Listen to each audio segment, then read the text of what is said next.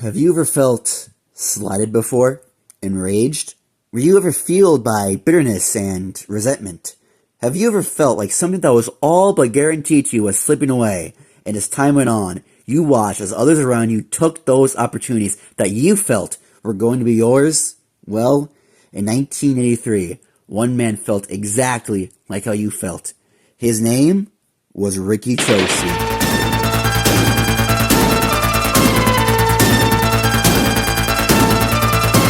His whole life, he was slighted. He was a decorated amateur wrestler who made it to the Olympics in 1972. However, due to him being part Korean, his own country of origin wouldn't even let him compete for their national team, having to compete for the South Korean national team instead. Then, following the Olympics, he would be recruited by Inoki and the NJPW dojo were there. He'd make his debut in 1974, taking on and ultimately defeating a wrestler by the name of El Greco with the Scorpion Deathlock.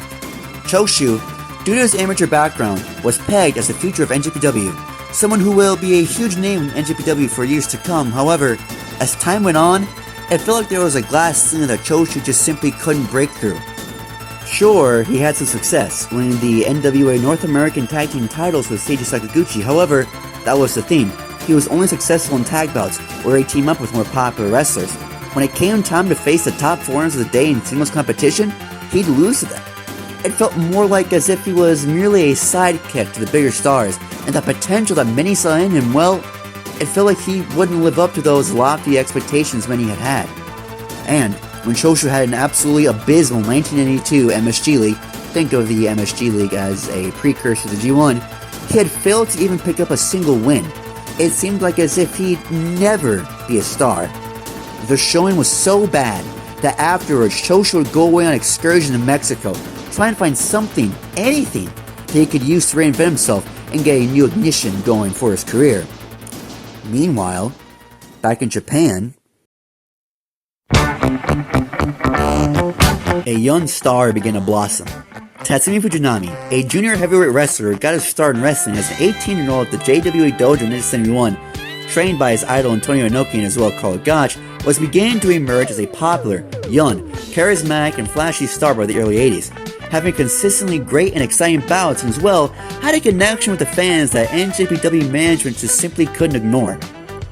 By 1982, he moved up to the heavyweight division, vacating any junior gold he had held, and there made a name for himself as not only a fantastic heavyweight wrestler who the fans can get behind as he takes on the top foreigners, and as well the invading IW Army, but also seemingly as the heir to Inoki's promotion, as he went on to win and pretty much make the WWF International Heavyweight Championship prestigious, defeating a man named Gino Brito at Madison Square Garden on August 30th, 1982.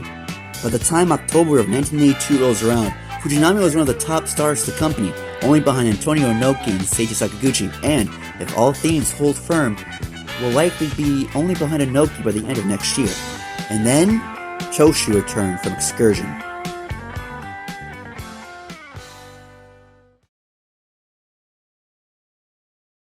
Back from his break, he was expected to team with Inoki and Fujinami in his return match on October 8th of 1982, going against the foreigner team of Abdul the Butcher, S.C. Jones, and Bad News Allen.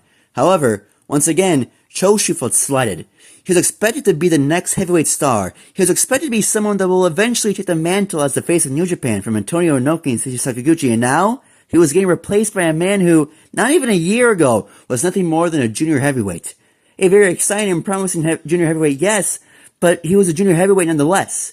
If his time of excursion didn't find anything he could use to reignite himself in his career, well, something else will. What reignites Choshu? What makes Choshu's career? It wasn't him being the company man. It wasn't him teaming with Sakaguchi, Inoki, Fujinami, and any other top homegrown native-born star against foreigners and invading armies. No, what reignites Choshu's career is his anger.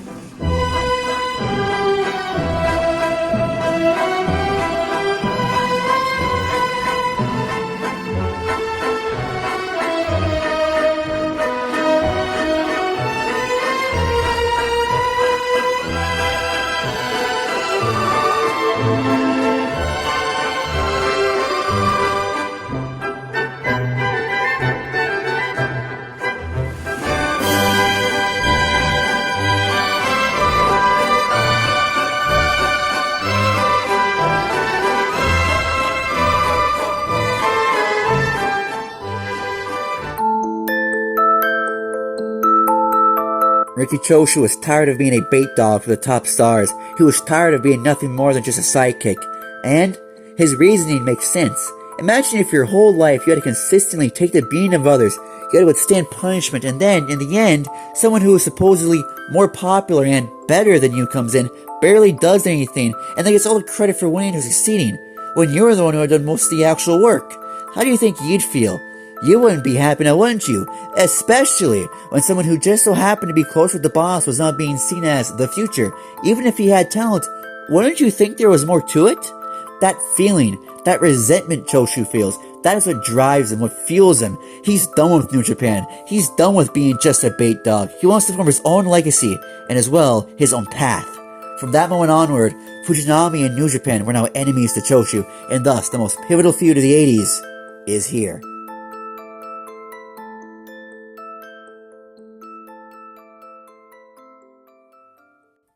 Choshu and Fujinami fought twice following Choshu's rebellion against New Japan.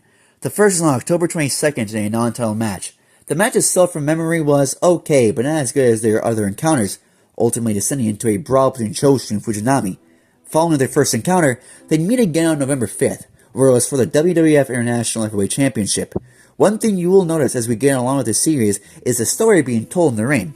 Choshu is powerful, he's aggressive, he has more of the strength advantage over Fujinami, and, as well, combined with his amateur wrestling knowledge, was a balanced wrestler who knew how to finish off opponents quickly. However, Fujinami could counter Choshu using his skill and his ability to use his quickness and go on the counterattack. Whenever Choshu would get the advantage and gain the upper hand, Fujinami, using his skill, his quickness, his ability, he'd find ways to counter, applying his own holds. However, consistently being on the counterattack is costly, as even if you may be more skillful than your opponent, if your opponent is bigger, stronger, and can apply around the same technique as you, even if it's a step below, the opponent will inevitably gain the advantage. And in this match, Choshu did, as after Fujinami lands a top rope knee strike, Choshu simply gets back up and lands a powerful lariat. Victory appeared to be in reach for Choshu, and when Choshu whips Fujinami off the ropes to land his lariat again, a connect, but Fujinami holds onto Choshu's arm and basically drags Choshu onto the floor, where they'd fight. In the midst of the chaos, Choshu throws Fujinami over the barricade, and, well, that causes the disqualification. Despite victory seemingly being in reach for Choshu, what cost him is that he was too explosive, too aggressive. In the end, he made one mistake in that he tried to destroy Fujinami. Fujinami didn't necessarily beat Choshu on the night, rather, Fujinami survived Choshu and his onslaught. He outsmarted Choshu, and after Choshu and Fujinami exchanged their war of words, that'd be that. Fujinami retains his title. However, that wasn't much of a victory. Yes, the stats will say in the end that it was a successful title defense, but the reality was different. If there was no disqualification, if they had gone a bit longer, would Choshu have won? It leaves you wondering. Anyways, following their encounter, Choshu wouldn't compete in NJPW's annual tag league held at the end of the year. Rather, he'd go to America, working for Vince Sr. and the WWF, where there, he'd meet a fellow Japanese wrestler by the name of Masa Saito. Saito and Choshu during their time together in America formed a bond that eventually led to them teaming up when they both returned back to NJPW in 1983. Through this bond and this pairing, it is now time to introduce one of the most important stables and, as well, one of the greatest stables in NJPW's storied history. I'm talking about Ishin Gundan, or the Revolutionary Army. The group, at first being the team of Saito and Choshu, would grow in numbers as they'd add in promising junior heavyweight wrestler Kuniaki Kobayashi and, as well, Killer Khan, a mid-card wrestler who had turned on Seiji Sakaguchi during a tag match in January of 1983. The group was against New Japan and wanted to establish their own legacy and be a revolution of sorts against the old guard. Gone were the days of the usual formula of foreigners versus the native-born Japanese talent. Now, matches featured tense and heated bouts between native-born stars waging war against each other. From January to April, Fujinami and Choshu competed in various tag bouts, their respective factions waging war against one another, whilst other talents such as the Rogue International Corps, or rather the invading IWE army of Russia Kimura, Isamu Teranishi, and Animal Hamaguchi, and as well the usual top foreigners at the time, would be in the background, still there, still competing, oftentimes facing off against the main New Japan Army and Ishin Gundan. In the world of New Japan by April 1983, there was a time of turbulence and conflict and as well, popularity.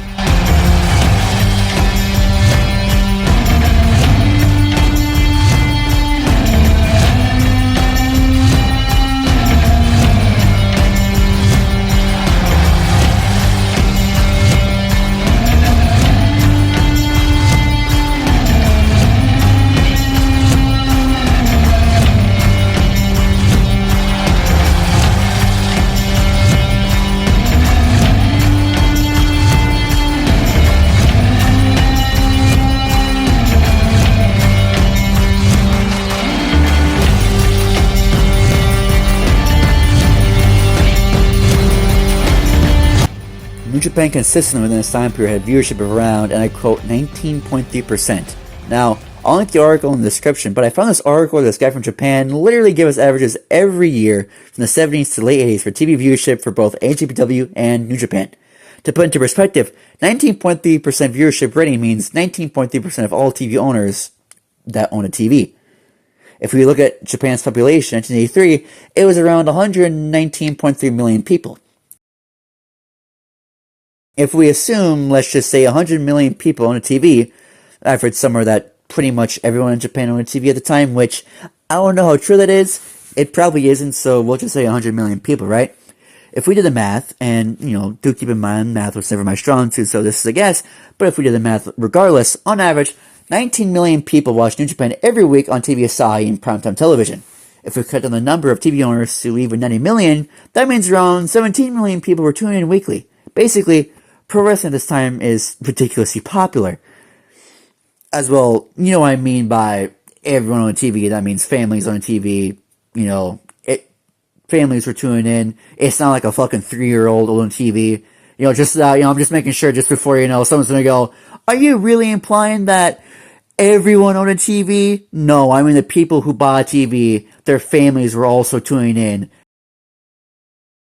Anyways, back to the video. As we approached April, particularly April 3rd, New Japan was in a state of turmoil. A big Sumo Hall show was in the works on the 3rd, with matches featuring Dynamite Kid versus Kuninaki Kobayashi, Antonio Inoki versus Roshi Kimura, Killer Khan and Masasaito versus Kengo Imura and Seiji Sakaguchi, and the match will be covering Tatsumi Fujinami versus Riki Choshu.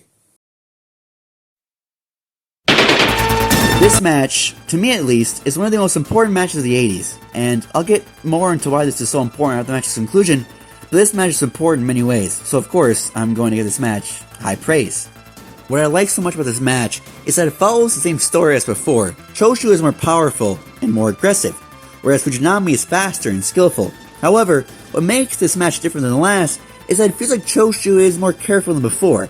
What I mean by that is that in the last match, Choshu, whenever he's on the ground with Fujinami, would do something aggressive, or he'd be too cocky, or he'd attempt to land a cheap shot. Here, it feels like he's more controlled. Yes, he uses his power to his advantage, but it's as if every action he does has a purpose to it. He knows how skillful Fujinami is, and so isn't going to be as aggressive as he normally would. Fujinami, meanwhile, he'd still stick to his plan of simply trying to beat out Choshu over time, wait and find the right opportunity. This leads to them consistently trading holes, trying to weaken one another, and find the right opportunity to strike. And well, as we approach the end of the match, Fujinami attempted to break through the stalemate, and it's a kick, a series of slabs, a drop kick, a suplex, and then, when he attempts to lock in a headlock on Choshu, he'd get nailed with a vicious backdrop, and from then on, Choshu locks in his Scorpion Deathlock. At this moment, it seemed like as if the tide has changed. Fujinami made one critical mistake. He got too aggressive, he miscalculated, and it backfired. Despite Fujinami's attempt to resist Choshu's onslaught, doing everything he can from locking in a bow and arrow, to throwing Choshu into the barricade at ringside, to landing a German suplex, and then attempting a dropkick, all of them get met with a reply or get nullified. The bow and arrow, Choshu escapes. After Fujinami threw Choshu into the barricade, Choshu hit him with a powerful lariat. When Fujinami landed the German suplex, Choshu kicked out. And then, when Fujinami attempted a dropkick, Choshu held on the ropes. Then, he picked Fujinami up, threw him off the ropes, and attempted to lariat, to which Fujinami reversed into an Akana roll-up. But Choshu gets out too, just like before, where Choshu found a reply to all the offense Fujinami threw at him.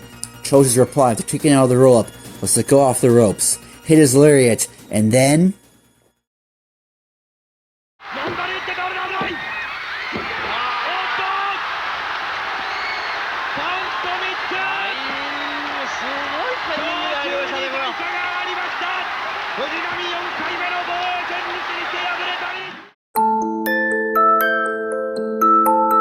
It happened. In 16 minutes, Riki Choshu has pinned Tatsumi Fujinami and took Fujinami's WWF International Heavyweight Championship. Choshu, a man who just a year ago was seen as nothing more than just a sidekick for New Japan's top stars, now pinned NJPW's future. Choshu, on this night, proved everyone wrong. This match is important because of the outcome. Choshu pinned Fujinami clean. At a time when clean wins were rare, Choshu pinning Fujinami sent a statement. It made Choshu. It gave Choshu the credibility he needed.